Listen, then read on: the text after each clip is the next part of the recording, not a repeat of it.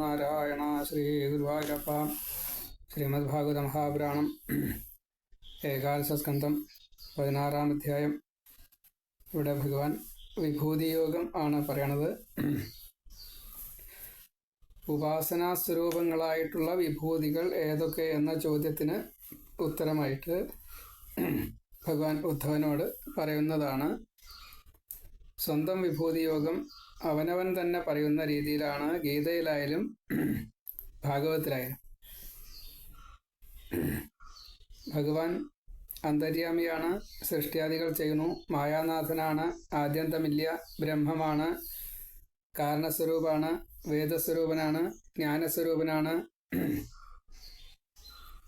ജ്ഞാനദനാണ്, മുക്തിദനാണ്, അങ്ങനെ എന്തൊക്കെയാണല്ലോ ചൗക്ക. അപ്പോൾ വേദം അർത്ഥം അറിയുന്ന വേദം അറിയണം, വേദത്തിൻ്റെ അർത്ഥം അറിയണം. അങ്ങനെയുള്ള ബ്രാഹ്മണർ യഥാർത്ഥത്തിൽ ഉപാസന ചെയ്യുന്നവർക്ക് മാത്രം അങ്ങയുടെ ഈ സകല സ്വരൂപത്തിൻ്റെ അത് മനസ്സിലാവണം, തത്വത്തെ മനസ്സിലാവണം. അതായത് നമ്മളൊക്കെ ഇപ്പോൾ കൃഷ്ണൻ്റെ സ്വരൂപം വരയ്ക്കുന്നുണ്ട്, നല്ലോണം അറിയണവർ വരയ്ക്കുന്നുണ്ടല്ലോ. അപ്പോൾ അത് ക്ലേ മോഡലിംഗ് ചെയ്യുന്നുണ്ട്, ബിംബം ഉണ്ടാക്കുന്നുണ്ട്. അതേപോലെ ഈ അളവുകൾ, ഇപ്പോൾ ഈ തച്ചന്മാരൊക്കെ ബിംബം കൊത്തി ഉണ്ടാക്കും, കല്ലിലായാലും മരത്തിലായാലും. ഈ ശില്പങ്ങൾ വാർക്കണ ലോഹത്തിലൊക്കെ ഒരുക്കിയിട്ട് വാർക്കണ ഏർപ്പാട്. അപ്പോൾ അവർക്കൊക്കെ പല ശാസ്ത്രങ്ങളും അറിയാം. അതിൻ്റെ തത്വം അത് വേറെയാ, അത് ഭഗവത് തത്വമല്ല. അത് ഭഗവത് തത്വത്തിനോട് കൂട്ടിച്ചേർക്കാം എന്നേ ഉള്ളൂ. അതാണ് ഭഗവത് തത്വം എന്ന് തെറ്റിദ്ധരിക്കുന്നവരുണ്ട്. ഭഗവത് തത്വം എന്നുള്ളത് ഇപ്പോൾ ഒരു ആചാര്യൻ, അദ്ദേഹത്തിന് അറിയാവുന്നതായിട്ടുള്ള ഈ ഭാഗവതം, അതിൻ്റെ ശ്ലോകാർത്ഥങ്ങൾ, വാച്യാർത്ഥങ്ങൾ, പിന്നെ പണ്ഡിതനായിട്ട് ഭക്തനായിട്ട് അതിൻ്റെ ഗൂഢാർത്ഥങ്ങൾ, മർമ്മം ഒക്കെ അറിയുമ്പോൾ അദ്ദേഹത്തിൽ നിന്നും പുറത്തു വരുന്നതായിട്ടുള്ള വാക്കുകൾ, അദ്ദേഹത്തിൻ്റെ അറിവുകൾ, അതിപ്പോൾ ഈ മോഡലിംഗ് ചെയ്യുന്ന അല്ലെങ്കിൽ കൊത്തുപണി ചെയ്യുന്ന ആളുടെ ആ ശാസ്ത്രമല്ല. അപ്പോൾ അതെന്തുകൊണ്ടാണ് അങ്ങനെ, ഇതെന്തുകൊണ്ടാണ് ഇങ്ങനെയെന്നൊക്കെ ചോദിച്ചു കഴിഞ്ഞാൽ ഈ ഭാഗവത ഉത്തമന് അത് പറയാൻ സാധിച്ചോളന്നില്ല. അപ്പോൾ ഈ ഭാഗവതോത്തമനൊന്നും അറിയില്ല എന്ന് പറയുന്ന രീതിയിലാണ് ഇന്നത്തെ കാലം. അപ്പോൾ അത് ഈ മോഡലിംഗ് ചെയ്യുന്നയാൾക്ക്, അതായത് ഈ കൊത്തുപണി അല്ലെങ്കിൽ ശില്പവേല ചെയ്യുന്നയാൾക്ക് അറിയാം തനിക്ക് അത്രയേ അറിയുള്ളൂ എന്ന്. കുറച്ച് ഭാഗവതം ഒരു തവണയെങ്കിലും വായിച്ചോ കേൾക്കുകയൊക്കെ ചെയ്തു വെച്ചാൽ വേഗം മനസ്സിലാവും. പക്ഷേ അതിനെപ്പറ്റി വിമർശിക്കുന്ന ഈ പൊതു പബ്ലിക്സിന് ഇത് രണ്ടും അറിയില്ല. എന്താണ് ആ ശാസ്ത്രം, സ്ഥാപത്യം എന്നുള്ള ശാസ്ത്രത്തിൽ അത് വരാം, അതെന്താ ഭഗവത് തത്വം എന്താ അറിയില്ല. അത് ശരിക്ക് മാറി നിന്ന് വീക്ഷിക്കാൻ വേണ്ടി പറയേണ്ട ഭഗവാൻ. ഇപ്പോൾ പൂജ ചെയ്യുന്ന മേശാന്തി, തന്ത്രി, അപ്പോൾ അവർക്കൊരു ഗമ ഇതൊക്കെ കണക്കാക്കുമ്പോൾ നമ്മൾ ഭാഗവത തത്വങ്ങൾ അറിയുന്നതും വൈദിക വിധി പ്രകാരം പൂജ ചെയ്യുന്നതിൻ്റെ മന്ത്രങ്ങൾ കാര്യങ്ങളൊക്കെ നന്നായിട്ട് അറിയുന്നതും അറിഞ്ഞ് ഉപാസന ചെയ്യുന്ന രീതിയിലുള്ള ഒരു ഭാവത്തിലേക്ക് എത്തുന്നുണ്ടോ ഇല്ല എന്ന് വേണം കണക്കാക്കാൻ. നമ്മളൊക്കെ വായനയ്ക്ക് പോകുന്നു, കാശ് വാങ്ങണു, ദക്ഷിണ വാങ്ങണു, വായന തൊഴിലാളിയായിട്ട് ജീവിക്കാൻ വേണ്ടിയിട്ട് കുറേ പ്രഭാഷണങ്ങളും കാര്യങ്ങളൊക്കെ ചെയ്യും. പക്ഷെ അതുകൊണ്ടൊന്നും ഭഗവത് തത്വം ഉള്ളിലേക്ക് കയറി എന്ന് പറയാൻ സാധിക്കില്ല. വിഭൂതിയോഗങ്ങളിൽ ഭഗവാൻ ഇങ്ങനെയുള്ള പലരെയും ഇതെല്ലാം തൻ്റെ വിഭൂതികളാണ് എന്ന് പറയുന്നുണ്ട്. അപ്പോൾ ഇത് മാറി നിന്ന് വീക്ഷിച്ചാലാണ് തന്ത്രി ആര്, മേശാന്തി ആര്, ഈ സ്ഥപതി ആര്, വായനക്കാരനായിട്ടുള്ള ആചാര്യനാര് എന്ന് മനസ്സിലാവുള്ളൂ. വളരെ വിഷമാണ്. ഭഗവത് തത്വം ഉള്ളിലേക്ക് ഇറങ്ങാൻ കുറൂരമ്മ ഭഗവത് തത്വം അറിഞ്ഞയാളാണ്. ശങ്കരാചാര്യരെ അറിഞ്ഞയാളാണ്. രണ്ടും രണ്ട് ഭാവമാണ്. ഒന്ന് ജ്ഞാനം നല്ലോണം ഉള്ള ഒരാൾ, മറ്റത് ഭക്തി കൊണ്ട് മാത്രം സിദ്ധികൾ നേടിയ ആൾ. വില്ലുമംഗലത്തിനെ കൂടി തോൽപ്പിച്ചു എന്നാണ് വയറുവേദന മാറ്റിക്കൊടുത്തതായിട്ടുള്ള കഥ കേട്ടിട്ടുണ്ടാവും. അപ്പോൾ ഭഗവത് തത്വം എന്നുള്ളത് വേറൊരു തലം ആണ്. അതിനെ ശരിക്കും മനസ്സിലാക്കാൻ സാധിച്ചു എങ്കിൽ അന്യരുടെ ദുഃഖങ്ങളെ പോലും ഇല്ലാണ്ടാക്കാൻ പറ്റും. അവനവൻ്റെ മാത്രമല്ല. അതാണ് യഥാർത്ഥത്തിലുള്ള ഭഗവത് തത്വം. നമ്മൾ മന്ത്രപ്രയോഗങ്ങളെ കൊണ്ട്, ഹോമാചാരങ്ങളെ കൊണ്ട്, ക്രിയാദികളെ കൊണ്ട് അന്യരുടെ ദുഃഖങ്ങളൊക്കെ തീർത്തു കൊടുക്കുന്ന ഒരു കാശ് വാങ്ങണ തൊഴിലാളിയാണ്. അതും ഈ ഭഗവത് തത്വം മനസ്സിലാക്കിയ ആളും തമ്മിലുള്ള വ്യത്യാസം വളരെ വ്യത്യാസമുണ്ട്. അതത്ര എളുപ്പമല്ല. രണ്ടാണ്. ഒന്ന് കാശ് വാങ്ങിയിട്ട് ചെയ്യണു, കാശിന് വേണ്ടിയിട്ട് ചെയ്യണു. മറ്റത് ഭഗവത് തത്വം തന്നെയാണ്. താദാത്മ്യം കിട്ടും. ഞാൻ ഒരു ധ്യാനം എന്നുള്ള അങ്ങനെ ഒരു കോഴ്സ് ഉണ്ടല്ലോ. അപ്പോൾ ധ്യാനം എന്നുള്ളത് ചെയ്യിച്ചു. അത് ചെയ്യിക്കുന്ന ഗുരുക്കന്മാർ ചെയ്യിക്കുന്നത് കണ്ടു. ഞാനും ഒരേപോലെ അത് ചെയ്യിച്ചു നോക്കി. പക്ഷെ സങ്കല്പം പോലും പറ്റണില്ല. എന്നിട്ട് വേണ്ടേ ധ്യാനം. സങ്കല്പവും ധ്യാനവും രണ്ടാണ്. സങ്കല്പവും ധ്യാനവും രണ്ടാണ് എന്ന് പോലും പറയാൻ അറിയാത്ത ഒരവസ്ഥയിലാണ് നമ്മളുള്ളത്. അപ്പം നമ്മൾ സങ്കല്പിക്കുന്നത്, ഒരു ബിംബം കൊത്തുന്നയാൾ സങ്കല്പിച്ചത് ചെയ്യാണ്. ധ്യാനയോഗം കൊണ്ട് ആ സങ്കല്പങ്ങളെ വിസ്തരിച്ച് കൊടുക്കുമ്പോൾ അതൊരു വാക്ചാതുര്യമുള്ള ഒരു ആചാര്യന് സാധിക്കും, വായന തൊഴിലാളിക്ക് സാധിക്കും. പക്ഷേ അതല്ല യഥാർത്ഥത്തിലുള്ള ഭാഗവതോത്തമൻ. അതറിയണം. അതാണ് അതിൻ്റെ മർമ്മം. മറ്റതൊക്കെ വാചകം കൊണ്ടൊക്കെ ശരി, അല്ലെങ്കിൽ അനവധി ആൾക്കാർ പറയാനുണ്ടാവും, അനവധി ആൾക്കാർ പൈസയും കൊടുക്കണ്ടാവും, പ്രഭുവാവും, പലതും ഉണ്ടാവും, മേന്മകൾ, യശസ് നല്ലോണം ഉണ്ടാവും. അതുകൊണ്ടൊന്നും ഭാഗവതോത്തമനായിക്കൊള്ളാം എന്നില്ല. ഒരുപക്ഷെ പേര് തന്നെ അതാവും, ഭാഗവതോത്തമൻ. പേരും അത് തന്നെയാവും, പ്രശസ്തി പത്രം ഒക്കെ ഉണ്ടായിട്ടുണ്ടാവും. അതുകൊണ്ടൊന്നും ഭാഗവതോത്തമനാവില്ല. അതിൻ്റെ തലം വേറെയാണ്. അത് എളുപ്പമല്ല. അങ്ങനെ ഒരു സ്ഥാനത്തേക്ക് എത്തണമെങ്കിൽ ഗർഗാചാര്യരുടെ ആ കഴിവ് കിട്ടണമെന്നർത്ഥം. ഹോരാശാസ്ത്രം പഠിച്ച് ഇപ്പം നമ്മൾ ജ്യോത്സ്യം വയ്ക്കുന്നുണ്ടല്ലോ, ദേവഹിതം വയ്ക്കാൻ വേണ്ടിയിട്ട് പൈസ കൊടുത്തിട്ട്, ആ ജ്യോത്സ്യം അല്ല അത്. നമ്മൾ ഗർഗാചാര്യരെ ഹോരാശാസ്ത്രം പറഞ്ഞ ആൾ ജ്യോത്സ്യനാ വിചാരിച്ചിട്ട് തെറ്റിദ്ധരിച്ചു കഴിഞ്ഞാൽ അത് പഴയ്ക്കും. അത് അതല്ല. അത് ഗർഗാചാര്യ ഭാഗവതോത്തമനാ, ഉദ്ധവനെ പോലെ, സുദാമാവിനെ പോലെ. സാന്ദീപനി ഗുരു സുദാമാവിനെ നമസ്കരിച്ചില്ല എന്നേ ഉള്ളൂ. അത് ചെയ്യാൻ പാടില്ലാത്തതുകൊണ്ടാണ്. ലക്ഷ്മി ദേവിക്ക് യാതൊരു സംശയം ഉണ്ടായില്ല. ശ്രീകൃഷ്ണന്റെ അടുത്ത് പോയിട്ട് സന്ദേശം കൊടുത്ത് ശ്രീകൃഷ്ണനെ കൊണ്ടുവന്ന, തന്നെ വിവാഹം കഴിക്കാൻ വേണ്ടിയിട്ട് വന്നതായിട്ടുള്ള ആ കൃഷ്ണനെ കൊണ്ടുവന്ന ആ ബ്രാഹ്മണനെ ലക്ഷ്മി ദേവി നമസ്കരിക്കാണ്ടായത്. അവര് ഭാഗവതോത്തമന്മാരാ, അതുകൊണ്ടാ. അപ്പോൾ യഥാർത്ഥത്തിലുള്ള ഭാഗവതോത്തമൻ എന്ന് പറഞ്ഞു കഴിഞ്ഞാൽ ഈ കാട്ടിക്കൂട്ടലോ ഘോഷമോ അല്ലെങ്കിൽ ജ്യോതിഷം പോലെ എന്തെങ്കിലും പഠിച്ചിട്ട് പറയണതോ അതൊന്നും ഭാഗവതോത്തമനല്ല. അതൊക്കെ അതിൻ്റെ ഭക്തിയുടെ ആദ്യത്തെ പടിയാണ് എന്നേ പറയാൻ പറ്റുള്ളൂ. ഭാഗവതോത്തമത്വം എന്നുള്ളത് ഭഗവാനുമായിട്ടൊരു താദാത്മ്യം വരണം, അപ്പോഴേ ഭാഗവത ഉത്തമനാവുള്ളൂ. മറ്റൊക്കെ ഭഗവാനെ ഉപാസിക്കുന്നതായിട്ടുള്ള നല്ലോണം ഭക്തിയുള്ള ആളുകളാണ് എന്നേ പറയാൻ പറ്റൂ. ഇപ്പം ചിലർ പറയണേക്കെ അയാൾക്കൊന്നും അറിയില്ല. അയാൾക്കൊന്നും അറിയില്ല വെച്ചാൽ അയാൾക്ക് ധാരാളം അറിവുകളുണ്ട്, ഈ കാര്യത്തിനെ കുറിച്ചൊന്നും അറിയില്ല എന്നാണ് കേൾക്കേണ്ടത്. പക്ഷേ കേൾക്കണ ആളും കൂടി എന്താ കണക്കാക്കുക, അയാൾക്കൊന്നും അറിയില്ല എന്നാ കേൾക്കുക. അത്ര വ്യത്യാസമുണ്ട് ഈ കാര്യത്തിൽ. അപ്പോൾ ഉദ്ധവൻ ചോദിക്കുന്ന സംശയം അതാണ്, എന്തുകൊണ്ട് ഇങ്ങനെ സംഭവിക്കുന്നു.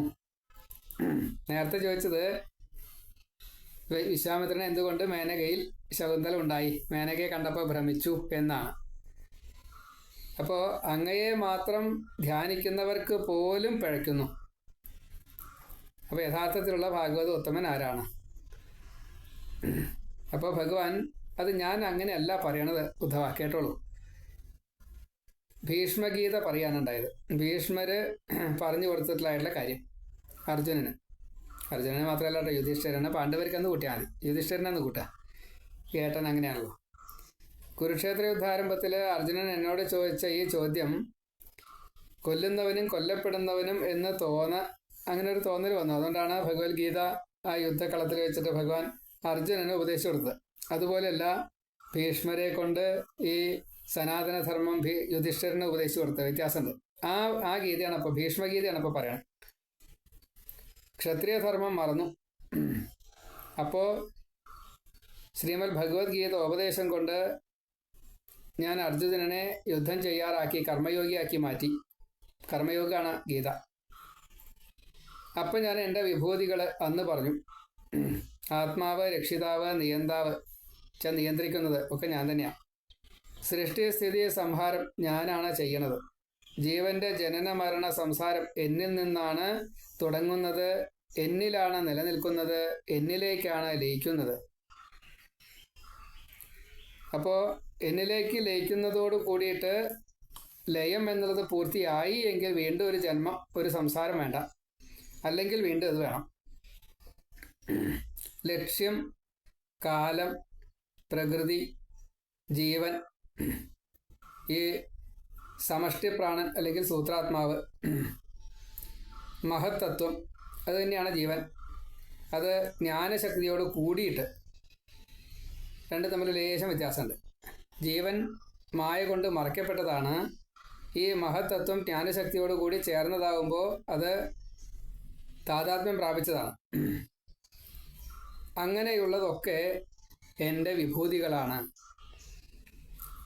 അതിൽ ഏറ്റവും ഒടുക്കത്തേതാണ് മനസ്സ്. അപ്പോൾ മനസ്സ് സാത്വികമാണ്. ഈ മനസ്സാണ് നമ്മളിവിടെ കൊടുക്കുന്നത്. മനസ്സ് ഭഗവാനാണ്, ഈ മനസ്സാണ് നമ്മളെ ഇവിടെ കൊടുക്കുന്നത്. അപ്പോൾ ഒന്ന് ആലോചിച്ചാൽ മതി, എന്തുകൊണ്ട് ഇങ്ങനെ എന്ന്. കാരണം ഈ സങ്കല്പ വികല്പങ്ങൾ തെറ്റിക്കഴിഞ്ഞാൽ അത് എന്തുകൊണ്ട് തെറ്റണു? ഭഗവാനാണ് മനസ്സേ. നമ്മുടെ കാമബാക്കി, നമ്മുടെ കർമ്മബാക്കി അത് നമുക്ക് പ്രേരണയായിട്ട് തരികയാണ്. ഇത് ചെയ്യണ്ടേ എന്ന് തോന്നിക്കുക, അപ്പോൾ അത് ചെയ്യുക. നമ്മളെ ചെയ്യരുത്. ഭാഗവതത്തിൽ പറഞ്ഞിട്ടുണ്ട് ചെയ്യരുതും ചെയ്യരുതാത്തതും. അപ്പോൾ ചെയ്യരുത് എന്ന് അറിഞ്ഞിട്ടും നമ്മൾ ചെയ്യുന്നുണ്ട് തെറ്റേ. 2 ഇഡ്ഡലി തിന്നാവൂ, 4 ഇഡ്ഡലി തിന്നണുണ്ട്. അങ്ങനെ ഓരോന്നും ഒന്ന് വിശകലനം ചെയ്താൽ മതി, എത്രയേ വേണ്ടൂ. കിഴക്കോട്ട് തലയായിട്ട് കിടക്കണം, പടിഞ്ഞാട്ട് തലയായിട്ട് കിടക്കരുത് എന്ന് അതിൻ്റെ സാരേ. അപ്പം അങ്ങനെ ഓരോന്നും നമ്മൾ വിശകലനം ചെയ്യുകയാണെന്ന് വെച്ചാൽ നമുക്ക് ഈ ഭാഗവത മാർഗത്തിൽ എത്താൻ സാധിക്കും. ബ്രഹ്മാവ്, ഓങ്കാരം, അക്ഷരങ്ങളിൽ അകാരം, ഛന്ദസ്സിൽ ഗായത്രി, ഇന്ദ്രൻ, വസുക്കളിൽ അഗ്നി, 12 ആദിത്യന്മാരിൽ ഈ വാമനൻ, ഉപേന്ദ്രൻ, ത്രിവിക്രമൻ, ഒരാളുണ്ടത് 3. 11 രുദ്രന്മാരിൽ നീലലോഹിതനായിട്ടുള്ള ശിവൻ, ബ്രഹ്മർഷികളിൽ ഭൃഗു, രാജർഷികളിൽ സ്വയംഭൂമനു, ദേവർഷികളിൽ നാരദൻ, പശുക്കളിൽ കാമധേനു. തൻ്റെ വിഭൂതിയോഗങ്ങളെ ഓരോന്നായിട്ട് ഇങ്ങനെ പറയുക. സിദ്ധന്മാരിൽ കപിലൻ, പ്രജാപതികളിൽ ദക്ഷൻ, അസുരന്മാരിൽ പ്രഹ്ലാദൻ, യക്ഷന്മാരിൽ കുബേരൻ, ജലത്തിൽ വരുണൻ, മനുഷ്യരുടെ രാജാവ്, ധാതുക്കളിൽ സ്വർണം, സർപ്പങ്ങളിൽ വാസുകി, മൃഗങ്ങളിൽ സിംഹം, ആശ്രമങ്ങളിൽ സന്യാസം, ഒഴുകുന്ന തീർത്ഥത്തിൽ ഗംഗ, ആയുധങ്ങളിൽ വില്ല്, വാസസ്ഥലങ്ങളിൽ മഹാമേരു, വൃക്ഷങ്ങളിൽ അരയാൽ, പുരോഹിതരിൽ വസിഷ്ഠൻ, സേനാനായകരിൽ സുബ്രഹ്മണ്യൻ, പക്ഷികളിൽ ഗരുഡൻ, പിതൃക്കളിൽ അര്യമാവ്, നക്ഷത്രങ്ങളിൽ ചന്ദ്രൻ, ഐരാവതത്തിൽ ആനകളിൽ ഐരാവതം, പ്രകാശിക്കുന്നവരിൽ സൂര്യൻ, കുതിരകളിൽ ഉച്ചൈശ്രവസ്, ശിക്ഷിക്കുന്നവരിൽ യമൻ, നാഗങ്ങളിൽ അനന്തൻ, അതേപോലെ ഈ സങ്കല്പങ്ങളിൽ വികല്പം ഞാനാണ്. വർണ്ണങ്ങളിൽ ബ്രാഹ്മണൻ, സരസിൽ സമുദ്രം, വില്ലാദികളിൽ ത്രിപുരാന്തകൻ, പ്രവേശിക്കാൻ പ്രയാസമുള്ള സ്ഥലമായിട്ടുള്ള ഹിമാലയം അത് ഞാനാണ്. എന്നുവെച്ചാൽ ഹിമാലയത്തിൻ്റെ ഒരു അഖണ്ഡതയുണ്ട്, അഗാധതയുണ്ട്, ഒരു അനവധി പ്രത്യേകതകളുണ്ട് ഹിമാലയത്തിന്. അതുകൊണ്ട് ഹിമാലയം ഞാനാണ്. ധാന്യങ്ങളിൽ യവം, വേദം അറിയുന്നവരിൽ ബൃഹസ്പതി, സദാചാരം ശീലമാക്കുന്നവരിൽ ബ്രഹ്മാവ്. പ്രജാപതിമാരുടെ അധ്യക്ഷനാണ് സ്വതേ ബ്രഹ്മാവ്. ബാക്കിയുള്ളവരുടെയൊക്കെ അധ്യക്ഷ സ്ഥാനം ബ്രഹ്മാവിനാൽ കൊടുക്കപ്പെട്ടു എന്ന് മാത്രമേ ഉള്ളൂ. ദക്ഷ പ്രജാപതിക്കും ചന്ദ്രനും ഒക്കെ അത് കിട്ടിയിട്ട്. അതേപോലെ കശ്യപന് പ്രത്യേകമായിട്ട് ചിലതൊക്കെ ഉണ്ട്. അപ്പോൾ അതിലേറ്റവും മുഖ്യൻ ബ്രഹ്മാവ്. അപ്പോൾ എൻ്റെ വിഭൂതികൾ ഇത്ര ഇത്ര ഇത്ര ഇന്നത് ഇന്നത് ഇന്നത് എന്നുള്ളത് പറയാൻ സാധിക്കില്ല. അതിനേക്കാൾ കൂടുതലുണ്ടത്. യജ്ഞങ്ങളിൽ വേദപാരായണമാകുന്ന ബ്രഹ്മയജ്ഞം. അപ്പോൾ എല്ലാ ദിവസവും നമ്മൾ വേദം ചൊല്ലണം, പുരാണം വായിക്കണം, കീർത്തനം പാടണം, നാമം ജപിക്കണം. ഇത്രയായാൽ ഏറെക്കുറയ്ക്കാവും. മന്ത്രം, സൂക്തം, പലതുമുണ്ട്. നമുക്ക് ഈ ബ്രഹ്മയജ്ഞത്തിൽ ഋഷിപ്രോക്തമായിട്ട് പറഞ്ഞതിനെ നിലനിർത്തുക എന്ന ഭാവത്തിൽ സ്വീകരിച്ചാൽ ഇങ്ങനെ പലതും ബ്രഹ്മയജ്ഞാണ്. അതേപോലെ വ്രതങ്ങളിൽ അഹിംസ, ശുദ്ധമാക്കുന്നതിൽ വായു, അഗ്നി, സൂര്യൻ, ജലം, വാക്ക്, യോഗങ്ങളിലുള്ള സമാധി. അഷ്ടാംഗ യോഗത്തിലെ ഏറ്റവും ഒടുക്കത്തെയാണ് സമാധി. പിന്നെ യുദ്ധം, അത് യുദ്ധത്തിൻ്റെ ഈ കാര്യാലോചന അത് വേണ്ട വിധത്തിൽ പറഞ്ഞു കൊടുക്കുക എന്നുള്ളത്, പ്ലാൻ ചെയ്ത്. കൗശലങ്ങളിൽ ആത്മവിദ്യ. ആത്മവിദ്യ നേടാൻ അത്ര എളുപ്പമല്ല. അത് ആ ആത്മവിദ്യ അത് ഭഗവാനാണ്. അപ്പോൾ ഭഗവാനെ അറിഞ്ഞാലല്ലാണ്ട് എൻ്റെ ആത്മവിദ്യ കിട്ടില്ലല്ലോ. പുരുഷന്മാരിൽ സ്വയംഭൂമനു, സ്ത്രീകളിൽ ശതരൂപ. ഈ മുക്തന്മാരിൽ നാരായണൻ, ഋഷിമാരിൽ മുനിമാരിൽ നാരായണ മഹർഷി, ബ്രഹ്മചാരികളിൽ സനൽകുമാരന്മാർ, രക്ഷിക്കേണ്ടവരിൽ മൗനം, പ്രിയവാക്ക്. പ്രിയവാക്ക് ഭഗവാനാണെന്ന് പറയുമ്പോഴാണ് നമ്മൾ ശരിക്കും അത്ഭുതപ്പെടുക. ഹിതമേ പറയാവൂ, പ്രിയം പറയരുത് എന്ന് ഭഗവാൻ തന്നെ പറഞ്ഞിട്ടുണ്ട്. അപ്പം അതിൽ പ്രിയം ഭഗവാനാണ്. ഇപ്പോൾ ഒരാൾ മരിച്ചു, ബന്ധുവാണ്, പറയാൻ എന്തൊരു വിഷമം നമുക്ക്. എന്തെല്ലാം പ്രിക്കോഷൻസ് എടുത്തിട്ടാണ് പിന്നെ നമ്മളത് പറയാം. അപ്പോൾ അപ്രിയം പറയരുത് എന്നുള്ള അർത്ഥത്തിലാണത്. അത് ചിലപ്പോൾ സഡൻ എഫക്റ്റ് എന്തെങ്കിലും ഉണ്ടോ, അത് ഒഴിവാക്കാൻ വേണ്ടിയിട്ടാണ്. അതേപോലെ കാലം, സംവത്സരം, വസന്തം, അങ്ങനല്ലേ. മാർഗശീർഷം എന്നുവെച്ചാൽ ധനുമാസം, മാസങ്ങളിൽ ധനു. പിന്നെ മുഹൂർത്തങ്ങളിൽ അഭിജിത്ത്, നാളിലെ അഭിജിത്ത്. ഉത്രാടത്തിൻ്റെ അവസാനത്തെ 15 നാഴികയും തിരുവോണത്തിൻ്റെ ആദ്യത്തെ 4 നാഴികയും. പിന്നെ യുഗങ്ങളിൽ കൃതയുഗം. ധീരന്മാരിൽ ദേവലൻ, ദേവലൻ എന്നുള്ള മഹർഷി സ്വതയിൽപ്പെട്ടതാണ്. അതേപോലെ ആസിതൻ, വ്യാസൻ, ശുക്രമഹർഷി. ഇനി വാസുദേവൻ, ഉദ്ധവൻ, ഹനുമാൻ, സുദർശനൻ, കൗസ്തുഭം എന്ന പത്മരാഗം, താമര. അതുപോലെ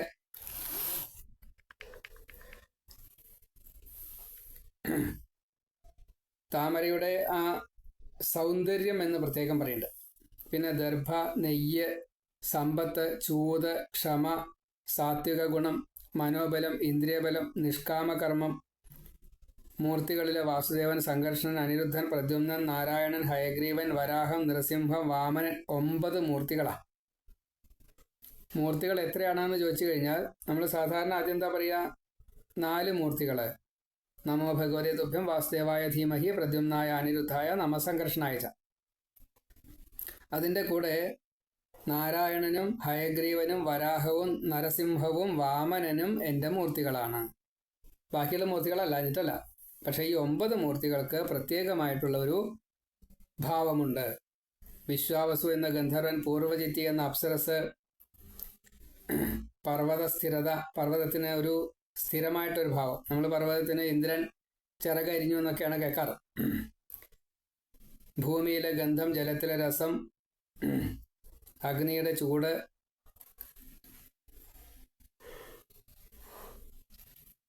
വായുവിലെ സ്പർശം, ആകാശത്തിലെ ശബ്ദം, അഗ്നി, സൂര്യൻ, ചന്ദ്രൻ, നക്ഷത്രങ്ങൾ, അത് സ്വയം പ്രകാശിത വസ്തുക്കളിലെ ഈ തേജസ് ഞാനാണ്. രത്നത്തിലൊക്കെ ആ തേജസ് ഉണ്ട്, അത് ഞാനാണ്. കൗസ്തുഭരത്നം ഞാനാണ്. ശബ്ദം, ബ്രാഹ്മണ ഭക്തി, ബലി, അർജുനൻ, അതേപോലെ 24 തത്വം, അതിലെ പ്രവൃത്തി, ആ 24 തത്വങ്ങളാൽ നിർമ്മിതമായിട്ടുള്ള ഈ ശരീരം കൊണ്ട് ചെയ്യുന്നതായിട്ടുള്ള നിവൃത്തി മാർഗത്തിലുള്ള പ്രവൃത്തി, എല്ലാ പ്രവൃത്തിയല്ല, നിവൃത്തി മാർഗത്തിലുള്ള പ്രവൃത്തി, അത് ഞാനാണ്. ഐശ്വര്യം, കീർത്തി, ജ്ഞാനം, വിദ്യ, ഇതൊക്കെ ആരിലാണോ കൂടുതൽ കാണുന്നത്, ഒരു ഗണത്തിൻ്റെ ഏതെങ്കിലും ഒരു ഗണത്തിൻ്റെ നാഥനായിട്ട് ആ നാഥൻ്റെ സ്ഥാനത്ത് ഇരിക്കുന്നത് ആരാണോ അവരൊക്കെ എൻ്റെ വിഭൂതികളാണ്. എന്നിൽ നിന്ന് അന്യമായിട്ട് യാതൊന്നും കാണരുത്. മനസ്സിനെ ഭ്രമിപ്പിക്കുന്നുണ്ട് എങ്കിൽ അതിനെ ഒഴിവാക്കുക തന്നെ വേണം. അപ്പോൾ മനസ്സ്, വാക്ക്, പ്രാണൻ അടക്കുക. മനസ്സ്, വാക്ക്, പ്രാണൻ ഇതിനെ അടക്കണം. രജസ്തമസ് നശിപ്പിക്കണം. എന്നിട്ട് എൻ്റെ വാക്ക് അനുസരിച്ചുകൊണ്ട് ജ്ഞാനിയാവണം. വിഷയം, ബുദ്ധി ഒഴിവാക്കുക എന്ന അവസ്ഥയിലേക്ക് എത്തണം. ഭ്രമം അതിൽ വരരുത്. അത് വേണം എന്ന് തോന്നരുത്. കിട്ടിയത് പോരാ എന്ന് തോന്നരുത്. ശാശ്വതമായിട്ടുള്ള സംസാരം വിടാൻ വേണ്ടിയിട്ട് എൻ്റെ വിഭൂതികളെ സ്മരിച്ച് ശാന്തനായിട്ട്, സമദൃക്കായിട്ട്, സമചിത്തതയോട് കൂടിയിട്ട് എന്നിലേക്ക് എത്താൻ വേണ്ടിയിട്ട് നല്ലോണം ആഗ്രഹിക്കൂ, ആശ്രയിക്കൂ. ധർമാർത്ഥ കാമ മോക്ഷങ്ങളിൽ കാമം മുക്തിക്ക് വേണ്ടിയിട്ട്, അർത്ഥം ധർമ്മം ചെയ്യാൻ വേണ്ടിയിട്ട്. അപ്പോൾ വർണ്ണാശ്രമധർമ്മങ്ങളെ 2 അധ്യായങ്ങളെ കൊണ്ട് വീണ്ടും പറയാണ്. സ്വധർമ്മം മനഃശുദ്ധിക്ക് വേണ്ടിയിട്ടാണ്. അത് ഹംസമായിട്ട് നമ്മൾ നേരത്തെ പറഞ്ഞു 13ാമത്തെ അധ്യായത്തിൽ. ഇപ്പോൾ അത് നഷ്ടമായിരിക്കണം. ഉദ്ധവൻ പറയാണ്, കലികാലം വരാൻ പോവുകയാണ്, എനിക്ക് പേടിയുണ്ട്. അപ്പോൾ ഭഗവാനും പറഞ്ഞു, അങ്ങ് ഭഗവാൻ പോയി കഴിഞ്ഞാലേ കലികാലം വരുമല്ലോ, അപ്പോൾ എനിക്ക് പേടിയാ.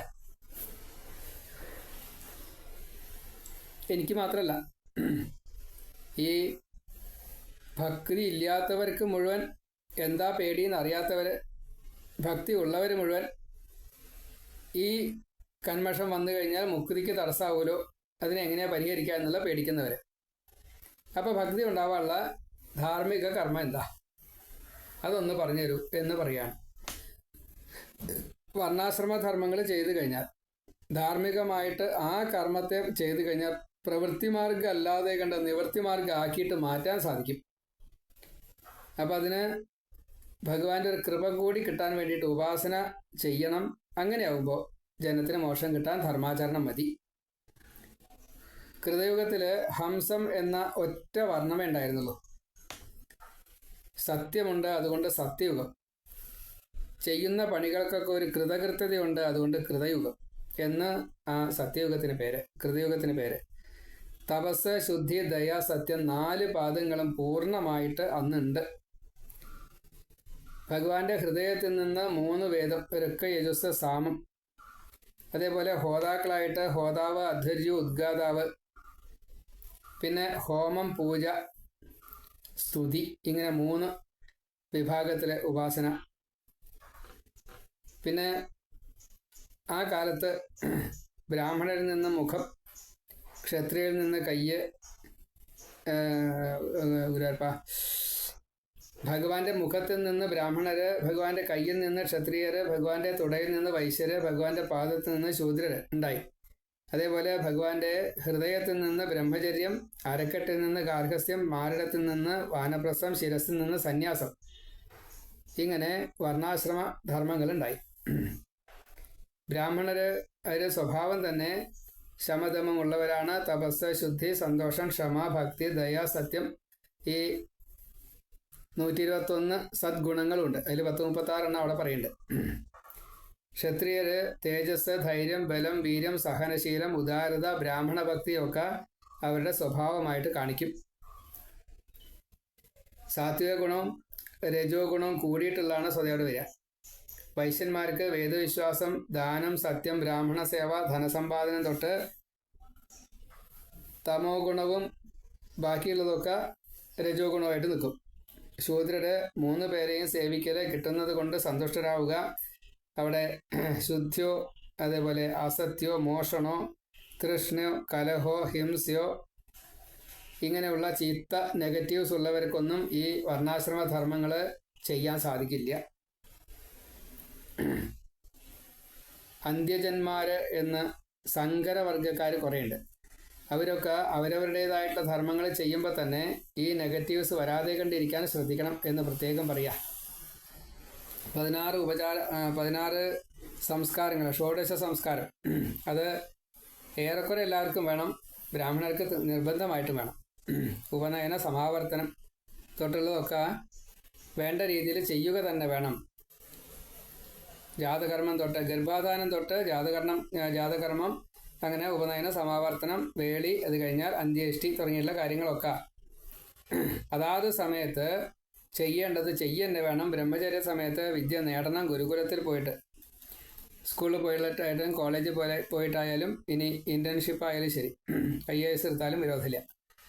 പഠനം അക്കാദമിക് എഡ്യൂക്കേഷൻ പ്ലസ് ഒപ്പം പുരാണ പരിചയം വേണം.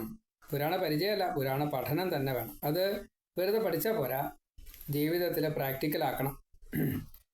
ഗുരുശുശ്രൂഷയോട് കൂടിയിട്ട് അത് ചെയ്യണം. ആ സമയത്ത് വേഷവിധാനത്തിൽ മേഖല, കൃഷ്ണാഞ്ജനം, ദണ്ട്, കമണ്ടലു ഇങ്ങനെയൊക്കെ വേണം. ജപമാല നിർബന്ധമാണ്. ശരീരം അലങ്കരിക്കരുത്. അഗ്നി, ഗുരു, ബ്രാഹ്മണൻ, സൂര്യൻ ഇവരെയൊക്കെ ഉപാസിക്കണം. 3 സന്ധ്യയ്ക്കും ഗായത്രിയാദികൾ ചെയ്യണം. ഉപകുർബാനൻ എന്ന ഒരു വ്രതത്തോട് കൂടിയിട്ട് ജീവിക്കണം. സ്ത്രീ എന്നത് സ്മരിക്കുക പോലും ചെയ്യരുത്. കല്യാണം വരെ ബ്രഹ്മചര്യം. പിന്നെ കല്യാണം കഴിഞ്ഞിട്ട് ഉണ്ണി ഉണ്ടായിക്കഴിഞ്ഞാൽ വീണ്ടും ബ്രഹ്മചര്യം. ഭാര്യയെ ഒഴിവാക്കണ്ട, ആ കാര്യങ്ങളൊക്കെ ഒഴിവാക്കിയാൽ മതി. നല്ല ഗൗരവത്തോടു കൂടിയിട്ട് ജീവിക്കണം. കളിതമാശകൾ തൊട്ടുള്ള കാര്യങ്ങളൊക്കെ അതിനൊക്കെ ഒരു പരിധിയുണ്ട്. അതിന് ഏറ്റവും കൂടുതലൊന്നും പാടില്ല. നിഷ്കളങ്കനായിട്ട് അങ്ങനെയൊക്കെ വേണം.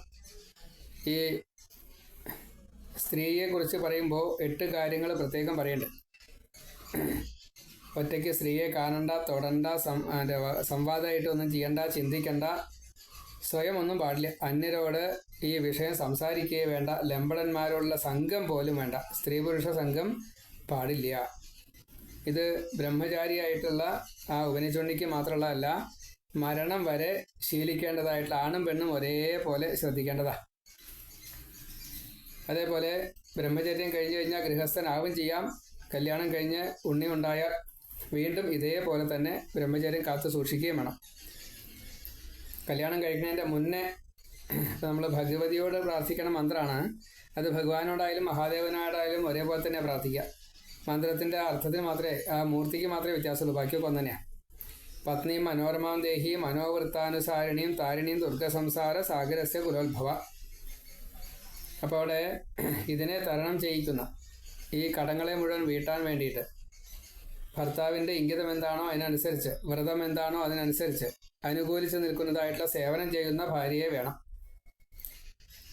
അങ്ങനെ വിവാഹങ്ങളൊക്കെ കഴിച്ചു കഴിഞ്ഞാൽ ഉപജീവനത്തിന് എന്തെങ്കിലും മാർഗം വേണ്ടേ? അതിനാണ് വേദം പഠിക്കുക, പഠിപ്പിക്കുക, യാഗം ചെയ്യുക, ചെയ്യിക്കുക, ദാനം വാങ്ങുക, കൊടുക്കുക. അത് തരാവണില്ല എങ്കിൽ ശിലോഞ്ചവൃത്തി ചെയ്യാം. പാടത്ത് വീണത് നെല്ല് പറക്കിയെടുക്കാം. അതേപോലെ അങ്ങാടിയിൽ വീണത് പെറുക്കാം. പിന്നെ ക്ഷത്രിയര് പ്രജാരക്ഷണം ചെയ്യണം. 1/6 നികുതി വാങ്ങാം. അതിൻ്റെ 1/6 സ്വന്തം കാര്യങ്ങൾക്ക് ഉപയോഗിക്കാം. വൈശ്യന് കൃഷി, കച്ചവടം, പലിശയ്ക്ക് പണം കൊടുക്കുക, അങ്ങനെയുള്ളതൊക്കെ ചെയ്യാം. ശൂദ്രന് സേവനം. അതുകൊണ്ട് തന്നെ ആഹാര, നിഹാര, നിദ്രാദികളെല്ലാം നടക്കും. ആപധർമ്മത്തിൽ മറ്റ് ജോലികളൊക്കെ ചെയ്യാം. പഞ്ചസൂനങ്ങളായിട്ടുള്ള ഈ അടിച്ചു വരിക, വെള്ളം കോരുക, തീ കത്തിക്കുക, ആയുധപ്രയോഗം, അതേപോലെ അരവ തുടങ്ങിയിട്ടുള്ള കാര്യങ്ങളൊക്കെ പഞ്ചസൂനങ്ങളായിട്ട് വരും. അതേപോലെ അവിദ്യ, അസ്മിത എന്ന് വെച്ചാൽ ഞാൻ ദേഹമാണ് എന്നുള്ള ബോധം, രാഗം, ദ്വേഷം, അഭിനിവേശം, ഇങ്ങനെയുള്ള പഞ്ചക്ലേശങ്ങളെ മറികടക്കണം. അവിദ്യയായിട്ട് മോഹം, മഹാമോഹം, താമിശ്രം, അന്ധതാമിശ്രം, തമസ് ഇതിനെ മറികടക്കണം. തപനം, വിജൃംഭണം, ഉന്മാദനം, ശോഷണം, ഭ്രാന്ത് എന്നുള്ള ആ സന്താന പ്രകരണത്തിലെ മൈഥുന ആസക്തി ആ സന്താനം ഉണ്ടായിക്കഴിഞ്ഞാൽ പിന്നീട് ഒരിക്കലും തോന്നുകയും അരുത്. അരവിന്ദം, അശോകം, ചൂതം, മല്ലിക, നീലത്താമര ഈ 5 പൂക്കളുടെ സർവഗുണങ്ങളെയും സ്വീകരിച്ചു കൊണ്ട് വേണം മൈഥുന ആസക്തി പ്രയോഗിക്കാനായിട്ട്. അപ്പോഴാണ് യഥാർത്ഥത്തിലുള്ള നല്ല സന്താനത്തിനെ കിട്ടുക. ഒരു കാരണവശാലും മദ്യം, മാംസം, മദം, മാരണം, മൈഥുനം 5 മകാരങ്ങളെ തൊടുക പോലും ചെയ്യരുത്. അങ്ങനെ ചിന്തിക്കുക പോലും ചെയ്യരുത്. അതേപോലെ പഞ്ചസൂനങ്ങൾക്ക് പകരമായിട്ട് നമ്മൾ ചെയ്യേണ്ടത് ബ്രഹ്മയജ്ഞം, വേദപാരായണാദി കാര്യങ്ങളൊക്കെ, ദേവയജ്ഞം, പൂജാഹോമം തുടങ്ങിയിട്ടുള്ള കാര്യങ്ങൾ, പിതൃയജ്ഞം, ശ്രാദ്ധം, തർപ്പണം തൊട്ടുള്ള കാര്യങ്ങൾ, ഭൂതയജ്ഞം, മൃഗ സംരക്ഷണാദി കാര്യങ്ങളൊക്കെ, അതിഥിയജ്ഞം, നിത്യം അന്നദാനം തൊട്ടുള്ള കാര്യങ്ങൾ, അതേപോലെ സസ്യജാലങ്ങൾക്ക് കൊടുക്കുന്നതൊക്കെ അതിൽ പെടും. വെള്ളം ഒക്കെ കൊടുത്തിട്ട് സസ്യങ്ങളെ നട്ട് വളർത്തുക. പിന്നെ സ്ഥിരമായിട്ട് പാലിക്കേണ്ടതായിട്ടുള്ള കാര്യങ്ങളാണ് ആദിത്യം, അംബികാം, വിഷ്ണു, ഗണനാഥം, മഹേശ്വരം, വന്യം ച ഈ 6 ദേവന്മാരെ പഞ്ചദേവാൻ നമസ്കൃത്യം എന്നാണ് പറയുക. ഹോമാദികളും കൂടി ആകുമ്പോൾ പ്രവൃത്തി പൂർത്തിയാവും. കർമ്മഫല ശുദ്ധി ഉണ്ടാവണം, അതിന് സമർപ്പിക്കുക. യഥേച്ഛാലാഭദൃഷ്ടിയോട് കൂടിയിട്ട് അനാസക്തനായിട്ട് പ്രപഞ്ചത്തിൻ്റെ നശ്വരത്തെ നല്ലോണം അറിഞ്ഞുകൊണ്ട് എല്ലാവരെയും ബന്ധുവായിട്ട് സ്നേഹിക്കുകയും വേണം. അധികമായിട്ട് ഒട്ടുകയും പാടില്ല. എന്നുവെച്ചാൽ അവരുമായിട്ട് സംഘം അറ്റാച്ച്മെൻറ്റ് അത് വളരെ കുറയ്ക്കണം. സ്വന്തം വീട്ടിൽ അതിഥിയായിട്ടാണ് ജീവിക്കാവൂ. അഹം മമ മേ ഉപേക്ഷിക്കണം. ഏഷ അന്യ ത്വം തവ ഇതൊന്നും പാടില്ല. എല്ലാവരിലും എന്നെ കാണണം, എന്നിൽ എല്ലാവരെയും കാണണം. ഇങ്ങനെ ഗൃഹസ്ഥന് വൈരാഗ്യം വന്നു കഴിഞ്ഞാൽ വാനപ്രസ്ഥം സ്വീകരിക്കാം. ക്രമേണ ദ്വന്ദ്വം കടന്നിട്ട് ശരീരാഭിമാനത്തെയൊക്കെ കളഞ്ഞ് ശീതോഷ്ണമൊക്കെ സഹിച്ച് വിശപ്പ്, ദാഹം ഇതൊന്നും ഗവനിക്കരുത്. വരും നിലത്ത് കിടക്കുക, ഉറങ്ങുക, അത്രേ പാടൂ. രാത്രി മാത്രമേ ഉറങ്ങാവൂ, പകല് ഉറങ്ങരുത്. രാത്രിയായാലും പകലായാലും വ്യത്യാസമൊന്നും തോന്നാൻ പാടില്ല. ക്രമേണ പഞ്ചാഗ്നി മധ്യ തപസ്സൊക്കെ ചെയ്തുകൊണ്ട് വർഷത്തിൽ മഴ കൊണ്ടുകൊണ്ട് തപസ് ചെയ്ത് തണുപ്പ് കാലത്ത് വെള്ളത്തിലിറങ്ങി അങ്ങനെ പിന്നെ ഭക്ഷണം ബുദ്ധിമുട്ടി കഴിക്കേണ്ട. കിട്ടിയത് ഫലോ മൂലോ ഇലയോ എന്താ വെച്ചാൽ അത് സ്വയം സമ്പാദിക്കണം, കൂട്ടി വയ്ക്കരുത്. അതിഥി വന്നു വെച്ചാൽ കൊടുക്കും വേണം. ദാനം നടത്തും. 8-1 കഴിക്കാവൂ. അതാണ്. അഗ്നിഹോത്രം ദിവസവും ചെയ്യണം. ഇഷ്ടാപൂർത്തങ്ങൾ, ദർശനം, ധ്യാനയോഗം, യാഗാദികൾ, ചാതുർമാസ്യം, അതേപോലെ പൂർണ്ണമാസം, വ്രതങ്ങൾ ഇതൊക്കെ നന്നായിട്ട് ചെയ്യണം. ശരീരം ശോഷിപ്പിക്കണം. അങ്ങനെ ആഹാരവർജ്യം, ദ്വന്ദ്വസഹനം കഴിഞ്ഞതിന് ശേഷം ഊർധ്വലോക ഗമനത്തിന് വേണ്ടിയിട്ട് തയ്യാറാവണം. അങ്ങനെ ഈ പറഞ്ഞ പ്രവൃത്തികളൊക്കെ നന്നായിട്ട് ചെയ്തു കഴിഞ്ഞാൽ, ജ്ഞാനിയായി കഴിഞ്ഞാൽ ഈ ഭക്തന് മോക്ഷം കിട്ടുക തന്നെ ചെയ്യും. ജ്ഞാനിക്ക് മോക്ഷം കിട്ടുന്നുള്ള ഉറപ്പില്ല, പക്ഷേ ഭക്തന് മോക്ഷം കിട്ടും. അപ്പോൾ ജ്ഞാനത്തോട് കൂടിയിട്ട് ഭക്തി കിട്ടുക എളുപ്പമായി. ഭക്തി നല്ലോണം മാക്സിമം ഭക്തിയാണെന്ന് കൂട്ടുക. ആ ഭക്തന് ജ്ഞാനം ഭഗവാൻ കൊടുക്കുകയും ചെയ്യും. മനോമാലിന്യം തീർന്ന് കർമ്മവാസന തീർന്ന് നിഷ്കാമ കർമ്മം അങ്ങനെ ചെയ്യാൻ സാധിച്ചു വയ്ക്കുക. കർമ്മം നമ്മളെ ഉപേക്ഷിച്ച് പോയാൽ മനസ്സ് ശുദ്ധമായി ഭക്തനായി ജ്ഞാനിയായി മുക്തി നേടും. അത് കാര്യം ഉറപ്പാണ്. അപ്പോൾ മോഹമുക്തന് ഭക്തി മതി. പിന്നെ ഒന്നും വയ്യാണ്ട് ശരീരം ഇനി എന്താ വേണ്ട നിശ്ചയില്ലാത്തൊരവസ്ഥ വന്നു വയ്ക്കുക. മനോബലം നശിച്ചു കഴിഞ്ഞാൽ, മനസ്സുകൊണ്ട് ഒന്നും ചെയ്യാൻ സാധിക്കില്ല എന്ന ഉറപ്പ് വന്നു കഴിഞ്ഞാൽ, ശരീരം കൊണ്ടൊന്നും പറ്റില്ല എന്നുള്ളത് മനസ്സുകൊണ്ടുകൊണ്ട് തീരുമാനം ആയി കഴിഞ്ഞാൽ ശരീരത്തെ ഉപേക്ഷിക്കാം. ആഹാരമായിട്ട് ഹവിസായിട്ട് കൊടുക്കാം. അത് തീയിലേക്ക് ഹവിസായിട്ട് കൊടുക്കണോണ്ട് വിരോധമില്ല. വെള്ളത്തിലേക്ക് ലയിപ്പിക്കാൻ വേണ്ടി കൊടുക്കണോണ്ട് കുഴപ്പമില്ല. ആഹാരമായിട്ട് ഈ പക്ഷിമൃഗാദികൾക്ക് പുലിയുടെ മുമ്പിൽ ചെന്ന് നിൽക്കുക, സിംഹത്തിന് മുമ്പിൽ ചെന്ന് നിൽക്കുക, കഴുകൻ്റെ മുമ്പിൽ ചെന്ന് നിൽക്കുക, അങ്ങനെയല്ലേ. ഇങ്ങനെ മനസ്സ് ഉറപ്പിച്ചിട്ട് സന്യാസം സ്വീകരിച്ച് ആരോഗ്യമുണ്ട് എങ്കിൽ സന്യസിച്ച് ഇങ്ങനെ നടക്കാം. ഒരു തീയിൽ ഇരിക്കരുത്, ഒരു തീയിലേക്ക് കിടക്കരുത്. അങ്ങനെ ഒരു സന്യാസം ഉണ്ട്. 3 തരത്തിൽപ്പെട്ടതായിട്ടുള്ള സന്യാസങ്ങൾ ഇപ്പം ഈ പറഞ്ഞ സന്യാസം അല്ലാതെ കണ്ട് 4 തരത്തിലുള്ള സന്യാസം ഉണ്ട്. ഒരു സന്യാസം ആശ്രമമൊക്കെ വെച്ചിട്ട് അങ്ങനെയാണ്. സ്വതയുള്ള സന്യാസം എന്നുള്ളത് ഇങ്ങനെ സഞ്ചരിച്ചു കൊണ്ടേയിരിക്കണം, ഒരിക്കലും നിൽക്കരുത്. അങ്ങനെയാണ്. അങ്ങനെ തനിക്ക് ഒരു സ്ഥാനമില്ല എന്നുള്ള രീതിയിലാണെങ്കിൽ ദേവന്മാരെക്കാൾ മീതെ ആ സന്യാസിക്ക് സ്ഥാനമുണ്ട്. അപ്പോൾ ഇന്ദ്രിയാധിഷ്ഠാന ദേവതകൾ പരീക്ഷിക്കും. ആ പരീക്ഷയിൽ വിജയിച്ചു കഴിഞ്ഞാൽ ഈ ദേവന്മാരൊക്കെ ഈ ഭക്തന്റെ സേവകരായിട്ട് മാറും. അവരാൽ ഈ വൈകുണ്ഠത്തിലേക്ക് എത്തിച്ച് കൊടുക്കും. അതാണ്. അപ്പോൾ വർത്തമാന കാലം എന്നുള്ളത് ഈ ഭക്തനെ ബാധിക്കുകയേ ഇല്ല. ഒരു ബന്ധനവും വരില്ല. മറ്റുള്ളവർ കണ്ട് ശോഭിക്കണ്ട വിചാരിച്ചിട്ട് വേണമെങ്കിൽ വല്ല ഇലയോ പൂവോ ഒക്കെ മറയ്ക്കാൻ വേണ്ടിയിട്ട് ഉപയോഗിക്കാം. അത്രയേ വേണ്ടൂ. ജലമായാലും അഗ്നിയായാലും എത്ര വലിയ ചൂടായാലും എത്ര വലിയ എന്തായാലും ശരി, ഒരു വിഷയമേ ഇല്ല. ജലത്തിൻ്റെ ഉള്ളിലെ വായുവിനെ സ്വീകരിക്കാൻ പറ്റും, മത്സ്യത്തിനെ പോലെ. അഗ്നിയിൽ അങ്ങോട്ട് വലിയ തീക്കൊണ്ടത്തിൽ പ്രവേശിച്ചാലും ആൾ മരിക്കൂല. അപ്പോൾ അങ്ങനെ ഒരു ഭാവത്തിലെത്തിയാൽ പിന്നെ ഈ ആത്മഹത്യ ചെയ്യാൻ പറ്റില്ല. പക്ഷേ അതേ ആൾക്ക് തന്നെ സ്വയം തൻ്റെ ശരീരത്തിൽ തന്നെ ഈ അഗ്നിയെ പ്രോജ്വലിപ്പിക്കാൻ സാധിക്കും. അതുകൊണ്ട് ഈ ശരീരത്തെ നശിപ്പിക്കാനും സാധിക്കും, സതി ചെയ്ത പോലെ. അതേപോലെ ശരീരം ക്ഷീണിക്കുന്നില്ല, അങ്ങനെ ഒന്നൊന്നു കൂട്ടുക. അപ്പോൾ വേവിക്കാത്തത് മാത്രമേ കഴിക്കാവൂ. അതേപോലെ നടക്കുമ്പോൾ പ്രാണിഹിംസാദി കാര്യങ്ങളൊന്നും ചെയ്യാൻ പാടില്ല. മൗനിയായിട്ട് ഈ ഒരാളോടും തർക്കം ചെയ്യാതെ കണ്ട് പിന്നെ പഠിക്കുക വേണ്ട, പഠിപ്പിക്കണ്ട. ത്രിദണ്ഡി എന്നുള്ള നിലയ്ക്ക് വാക്കും മനസ്സും ശരീരവും കൊണ്ട് ചെയ്യുന്ന ഒരു പ്രവൃത്തിയും ചെയ്യാത്ത ഭാവത്തിൽ ത്രിദണ്ഡികളാവണമെന്ന ത്രിദണ്ഡി സന്യാസിമാർക്കാണ് ഇപ്പോൾ ഈ പറഞ്ഞ സംവിധാനങ്ങളൊക്കെ. ഇന്നത്തെ സന്യാസിമാരല്ല. അപ്പം അതിൽ സന്യാസം പലതരത്തിലുണ്ട്. അംഗീകരിക്കപ്പെടുന്ന സന്യാസം, അംഗീകരിക്കപ്പെടാത്ത സന്യാസം. അംഗീകരിക്കപ്പെടാത്ത സന്യാസമാണ് വേണ്ട വേണ്ട എന്ന് പറയുന്നത്.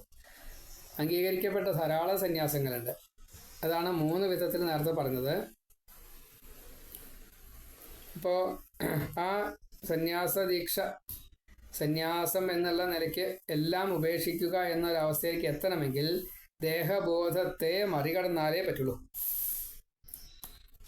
ഈ 4ാമത്തെ സന്യാസത്തിൽ ആഹാരത്തിന് വേണ്ടിയിട്ട് ഭിക്ഷ യാചിക്കേണ്ടി വരില്ല. അതാണ്. മുൻകൂട്ടി നിശ്ചയിച്ച വൃത്തിയിൽ ചെല്ലാൻ പാടില്ല. ഇപ്പം നമ്മളൊക്കെ സ്വതവേ മുൻകൂട്ടി നിശ്ചയിച്ച ആളെ വരുത്തും, കാറിൻ്റെ വാടക കൊടുക്കും, വെച്ചനമസ്കാരം ചെയ്യും, ചാത്തത്തിന് കൊടുക്കണ ഭക്ഷണത്തെ കൊടുക്കും, ദക്ഷിണയായിട്ട് ധാരാളം കൊടുക്കും. എന്തിനാ കൊടുക്കണം അറിയോ? എത്ര കൊടുക്കണം എന്നൊക്കെ ഉണ്ട്. ആശ്രമം നിലനിർത്തണ്ടേ, അതിന് വേണ്ടിയിട്ട് തന്നോളൂ എന്നാണ് പറയുക. അപ്പോൾ ആ ഒരു വിധി സ്വതേ സന്യാസത്തിനെതിരാ. അത്ര ശരിയാ തോന്നുന്നില്ല. അതല്ല യഥാർത്ഥത്തിലുള്ള സന്യാസം. 3 സന്യാസവും 4 സന്യാസവും ഈ സന്യാസം അതിൽ പെടുമെന്ന് ശരി. ഏതായാലും നമുക്ക് അതും ഇന്നത്തെ ഒരു രീതി എന്ന് മാത്രമേ എടുക്കാൻ സാധിക്കുള്ളൂ. നമ്മൾ ആ സങ്കല്പത്തിൽ ചെയ്തോളാം. അതിൽ ശരി തെറ്റുകളെ ചിന്തിക്കണ്ട, വിമർശിക്കണ്ട. കൊടുക്കാൻ താല്പര്യമില്ലാത്തവർക്ക് കൊടുക്കണ്ട, അത്രയേ ഉള്ളൂ. അതിനെ കൊടുക്കുന്നവരെ വിലക്കും വേണ്ട, സ്വീകരിക്കുന്നവർക്ക് നിഷേധവും വേണ്ട. നമ്മളതിന് പോണ്ടാച്ചാൽ സംഗതി കഴിഞ്ഞു. അതേപോലെ നിലത്ത് കിടക്കുക തുടങ്ങിയുള്ള കാര്യങ്ങളൊക്കെ നിർബന്ധമായിട്ടും പാലിക്കണം. സദാസമയത്തും സഞ്ചരിച്ചു കൊണ്ടേയിരിക്കണം. രാത്രി പകല് വ്യത്യാസമില്ലാതെ കണ്ട് ശരീരം വീണു പോകുന്നത് വരെ പ്രപഞ്ചബോധം പോലും ഉണ്ടാവരുത്. കാരണം മനസ്സിനെ മലിനപ്പെടുത്താൻ പലതും ശ്രമിച്ചു കൊണ്ടിരിക്കും. അതിൽ നമ്മൾ പെടാതിരിക്കാനാണ് ഇങ്ങനെയൊക്കെ ചെയ്യണത്. ക്രമേണ ആ സന്യാസി അവധൂതനായിട്ട്, അത്യാശ്രമിയായിട്ട്, പിന്നെ ചില വ്യത്യാസങ്ങളൊക്കെ ഉണ്ട്. കുടീചകൻ, തുരീയാതീതൻ എന്നൊക്കെ പറഞ്ഞ് ഈ ജഡൻ ഭ്രാന്തൻ കുറച്ചൊരു അജഗര വൃത്തിയൊക്കെ ചെയ്ത്, കാകവൃത്തിയൊക്കെ ചെയ്ത്, അങ്ങനെയല്ലേ പരമഹംസന്മാരായിട്ട് അർഭകസമൻ ആയിട്ട് ഇങ്ങനെ സഞ്ചരിക്കുക. എന്നിട്ട് മുക്തി നേടുക. ഒരു ഭയമില്ല, ഒരു വൈരമില്ല, വേദനയില്ല, മാനില്ല. സൂര്യനെ പോലെ സമത്വം, ഭൂമിയെ പോലെ തിദിക്ഷ, വായുവെ പോലെ നിസ്സംഗത, ആകാശം പോലെ സർവവ്യാപി, അഗ്നിയെ പോലെ ശുദ്ധീകരിക്കുന്ന ഭാവം, വേദവിധിയൊക്കെ വിട്ട് സഞ്ചാരം, കർമ്മമില്ല, കർമ്മം വിട്ടു, പ്രാരബ്ധമില്ല, പ്രാരബ്ധം തീർന്നു, ഭൂതബലി, ഹവിസ്, ഇതൊന്നുമില്ല. അവസാനം ഈ ശരീരത്തിനെ എങ്ങനെ വേണിച്ചാൽ ഉപേക്ഷിക്കാം. തന്നെ പോയിക്കോട്ടെ, ഇതേപോലെ മൃഗങ്ങൾ കടിച്ച് തിന്നോട്ടെ, എന്തായാലും വിരോധമില്ല. അതാണ്. അങ്ങനെ സന്യസിച്ച് എപ്പോഴെങ്കിലും ഒന്ന് തിരിച്ചു വന്നാൽ പിന്നെ കുടുങ്ങി. പിന്നെ ആ സന്യാസിക്ക് മുക്തി എന്നുള്ളത് ചിന്തിക്കാൻ പോലും പറ്റില്ല. അത്ര പ്രശ്നം, വളരെ വിഷയ. അപ്പം അതുകൊണ്ട് അതിൽ പെടരുത്. വന്ന വഴി പിന്നീട് തിരിഞ്ഞു നോക്കരുത്. ഇങ്ങനെ 18ാമത്തെ അധ്യായം പറഞ്ഞു വെച്ചു. ഇനി 19ാമത്തെ അധ്യായം ഇത് തന്നെയാണ്. നമുക്ക് അടുത്തേക്ക് കേൾക്കാം. സർവത്ര ഗോവിന്ദ നാമ സങ്കീർത്തനം. ഗോവിന്ദ ഗോവിന്ദ നാരായണ നാരായണ നാരായണ.